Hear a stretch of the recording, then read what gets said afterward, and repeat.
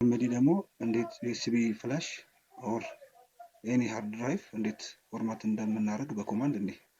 ያው መጀመሪያ ፍላሹን እንሰካለን። ያው የኛው ፋይል ድሮፕ ያደርገ ስለሆነ ማለት ነው። አይ ቲንክ ኢ ነው።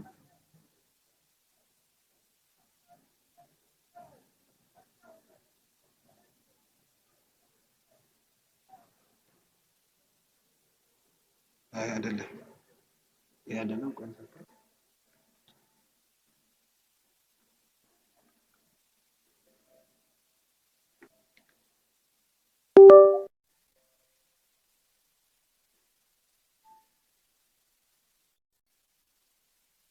ጂ ነው እናጠፋለን።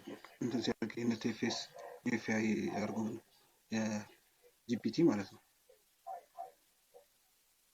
መጀመሪያ ያው ሲኤምዲን ረን አድሚኒስትሬተር እናደርጋታለን። ራይት ክሊክ ረን አስ አድሚኒስትሬተር ከዛ ፎርማት ከዛ ስፔስ እናደርግና የድራይቭን ሌብል እናመለክትለታለን። ይሄኛው ጂ ነው። ስለዚህ ጂ 2 ነጥብ ከዛ ስፔስ እንሰጥና ሃሽ ዝባር ከዛ ኤፍኤስ ከዛ አሁንም 2 ነጥብ ከዛ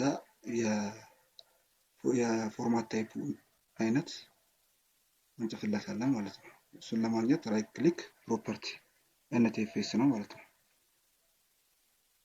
ስለዚህ ኤንቲኤፍኤስ ካደረግን በኋላ ስፔስ አድርገን ስላሽ ኪው ከዛ ኢንተር እናደርገዋለን። ከዛ ይሄኛው ልክ ብዙ አይነት ኮማንዶች አሉ ፎርማት አደራረግ። ይሄኛው አሪፍ ኦፕሽን ነው እና ልክ ፕረስ ወይም ሬዲ ሲል ኤኒ ኢንተር እናደርጋለን ማለት ነው። ከዛ ያው ግዴታ ማረጋገጥ ስላለበት መጀመሪያ ታይፑ ኤንቲኤፍኤስ ነው። ከዛ እንትኑ አለ ፎርማቲንጉ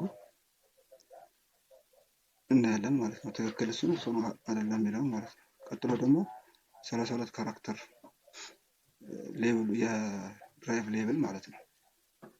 ስሙን ማለት ነው። እዚህ የተጻፈውን ስም ያው እንደዚህ ይሄን ሁሉ ላለማስገባት መጀመሪያ ሪኔም ማድረግ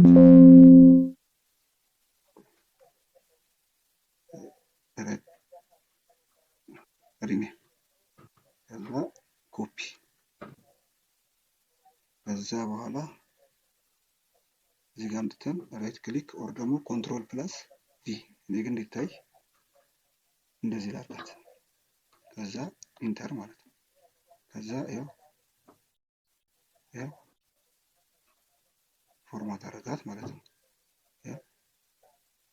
በዚህ መልኩ ፎርማት ማድረግ እንችላለን ማለት ነው። ይሄ ነው ኮማንዱ።